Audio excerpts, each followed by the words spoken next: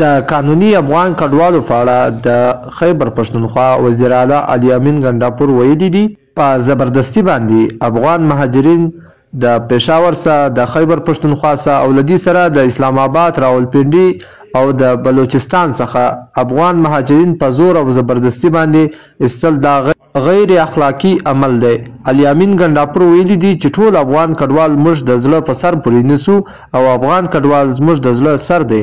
هغه افغان کډوال چې د لید د 40-50 کالو راسي پراته دي او د خپل روزګار کوي، اوس سرکار د کریکډون په اړه کومه فیصله کړې ده، موږ د دې کلک په کلکه مخالفت کوو او دا خبره ردوو چې ترڅو پورې دوی ته د صحیح ویستلو زمینه نه وي برابره کړې، یو افغان مهاجر به هم په زور او زبردستي سره د پاکستان څخه ونه باسي. علي امین ګنډاپور په خپله وینا کې داسې ویلي دي. پښتو جی ټي وي ایگزیکټیو منیجر نصیب الله جان، کوئټه.